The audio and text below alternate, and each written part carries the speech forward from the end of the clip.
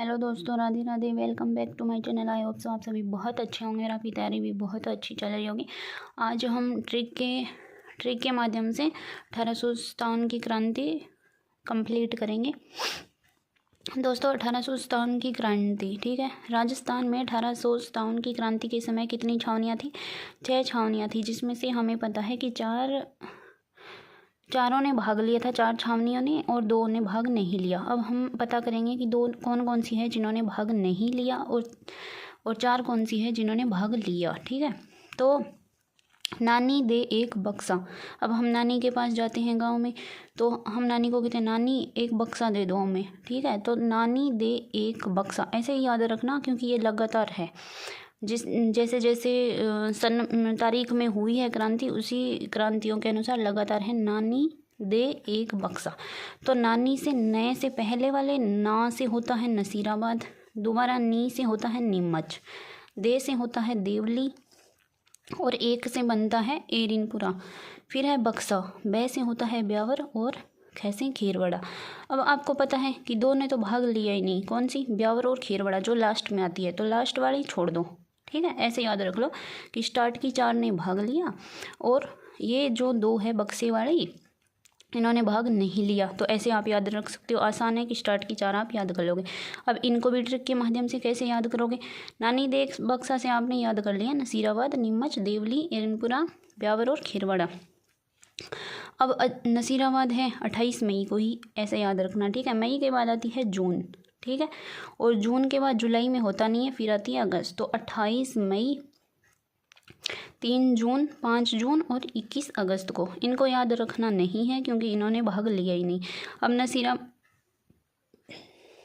अब दोस्तों, नसीराबाद में बै आता है, तो बै से बख्तावर सिंह नसीराबाद की क्रांति में नेतृत्व करते हैं। बख्तावर सिंह, बै से बख्तावर सिंह। नीमच, अब याद रखना, नीम के ऊपर क्या है? एक बेग है, और बेग के अंदर है हीरा, ठीक है। तो नीम के ऊपर क्या टांगा हुआ है? बेग। बेग टांगा हुआ है कहाँ दोस्तों? नीम के ऊपर। तो इससे हो जाता है अली बेग, ठीक है। और बेग के अंदर हमने क्या रख रखा है? हीरा। तो हीरा लाल, अली बेग और हीरा लाल यहाँ नेतृत्व करता है।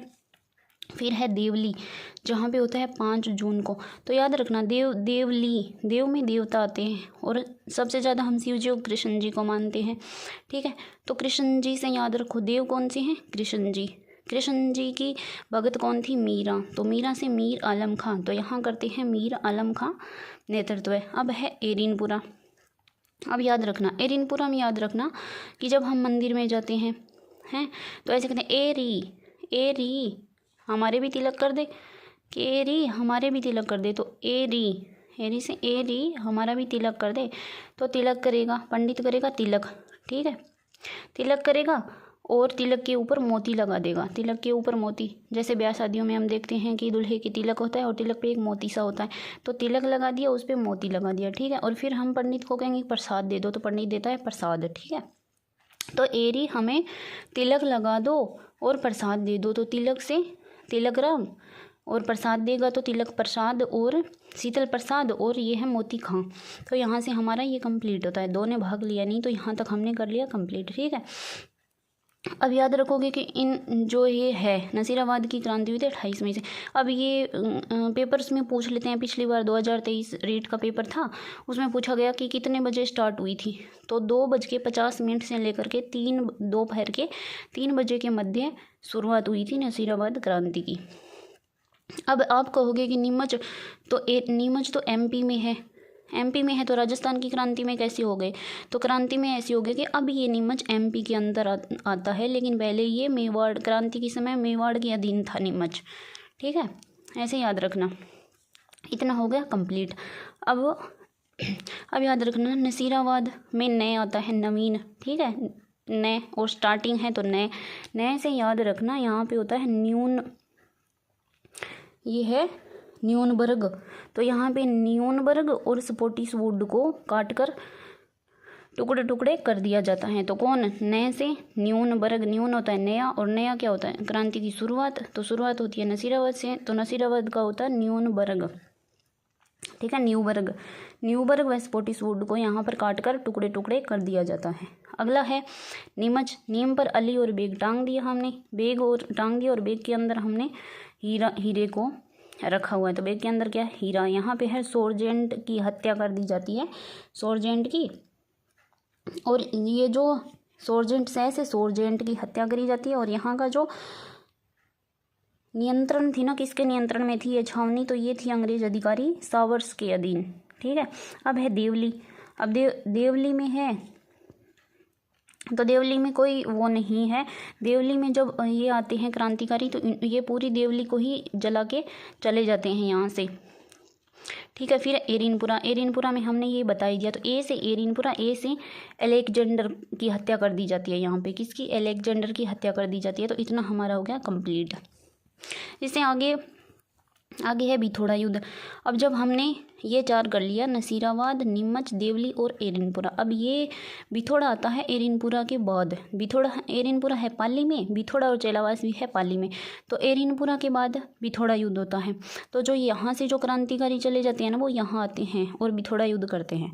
तो बिथोड़ा युद्ध, थोड़ा इसमें है थोड़ा मतलब कम। तो एक है 8 सितंबर और एक 18 सितंबर। तो हमें याद नहीं रहता कि बिथोड़ा 8 सितंबर को है या फिर ये चेलावास 8 सितंबर को है। तो बिथोड़ा है तो पहले आ गया, फिर आ गया चेलावास। ठीक है। चेलावास आ गया तो ये 8 सितंबर को याद रख लियो, क्योंकि थोड़ा कम है तो पहले आ गया। इसमें हो गया 8 सितंबर और ये हो गया 18 सितंबर 1857 में। अब याद रखो बिथोड़ा युद्ध किन किन के मध्य होता है? ये होता है ठाकुर कुशाल सिंह, कैप्टन हीथकोट व तख्त सिंह के मध्य होता है। तो इनके अंदर जो ठाकुर कुशाल सिंह है उनकी विजय होती है। ठाकुर कुशाल सिंह की इसके अंदर विजय होती है। कैप्टन हीथकोट और तख्त सिंह का एक सेनापति होता है ओनाड सिंह, वो मारा जाता है इसके अंतर्गत। बिथोड़ा युद्ध के बाद कुशाल सिंह को जोध सिंह ने शरण दी थी। और जोध सिंह कहाँ का होता है? क्योंकि यहाँ से ये चला गया था कुशाल सिंह, तो इसको शरण देता है जोध सिंह कहाँ का? जोध सिंह कोठारिया भीलवाड़ा का है। अब है चेलावास का युद्ध। अब चेलावास का युद्ध है, इसको गोरों कालों का युद्ध भी कहा जाता है। अब ये जो 18 सितंबर 1857 को होता है, ये क्रांतिकारियों और जोधपुर के गवर्नर मेकमोहन के मध्य होता है। क्रांतिकारियों ने इनका सर काटकर आहुआ के किले पर टांग दिया। तो ये क्रांतिकारी और जोधपुर के गवर्नर, उस समय जोधपुर का गवर्नर था मेकमोहन, तो मेकमोहन का सर काटकर क्रांतिकारी आहुआ के किले पर टांग देते हैं। अब आगे है कि इतने सारे 1857 की क्रांति हुई, तो सैनिक छावनियाँ और रेजिमेंट कौन कौन सी थी? सैनिक छावनियाँ तो हमने 6 बता दी। अब 6 में हम याद करेंगे कि इनके रेजिमेंट कौन कौन से थे। तो इनमें जो सैनिकों का रेजिमेंट था वो खेरवाड़ा। अब याद रखो, हमने याद रखा था नसीराबाद, वो अपने उधर याद रखा था। अब हमें लगातार याद करने की ज़रूरत ना है, जैसे याद होंगे हम वैसे कर लेंगे।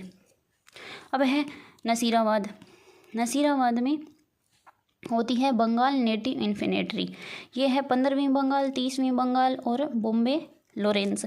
अब याद करना कि इसके अंतर्गत ऐसे पूछ ले 1857 की क्रांति में सबसे वफादार टुकड़ी कौन सी थी? तो टुकड़ी थी बॉम्बे लॉरेंस। अब ये हो गया, इसमें हो गया बंगाल नेटिव। ठीक है। पहले में नसीराबाद के बाद आता है नीमच। तो नीमच में ऐसे बंगाल नेटिव तो इसके अंतर्गत आ गया। अब हम याद करें फर्स्ट बंगाल, तो फर्स्ट बंगाल यहाँ आ जाएगी, फर्स्ट बंगाल केवेलरी। 15वीं 30वीं यहाँ आ गई, तो 72वीं बंगाल इन्फेंट्री यहाँ आ जाएगी। देवली कहाँ है? टोंक में। तो देवली छावनी कोटा कंटीजेंट में आती है। एरिनपुरा जोधपुर लीजन। ब्यावर छावनी। अब ब्यावर कौन कहाँ है? अजमेर। और अजमेर को हम अजमेर मेरवाड़ा क्षेत्र भी कहते हैं। तो यहाँ मेरवाड़ा रेजिमेंट, मेर से ले लो, मेर रेजिमेंट या मेरवाड़ा रेजिमेंट। अब खेरवाड़ा छावनी,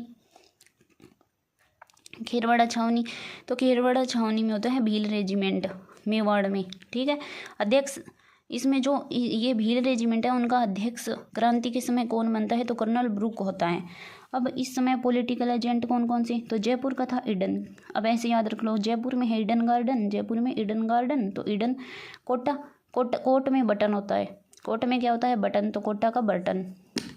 जोधपुर में मेकमोहन, क्योंकि वहाँ पे जोधपुर में है मेकमोहन।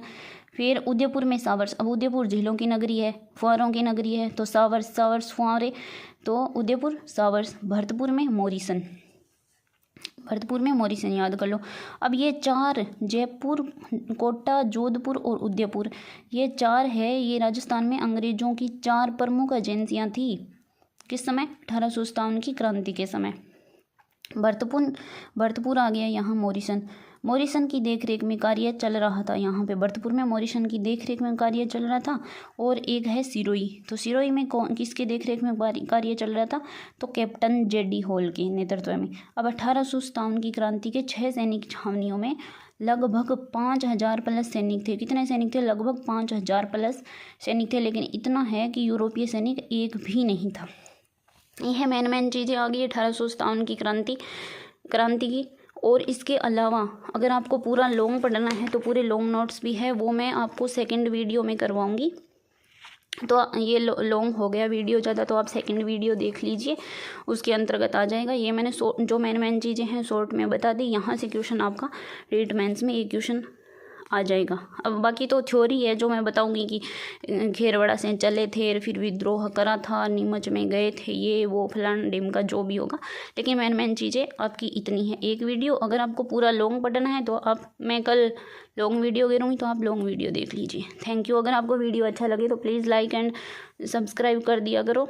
एक भी लाइक नहीं करते हो कोई भी, प्लीज़ लाइक कर दिया करो, जिससे मेरे को ऐसे हो जाए कि मैंने सही करवाए हैं, फिर मेरे को आगे भी हौसला बना रहे, मैं आगे भी वीडियो अच्छे लेके आऊँ।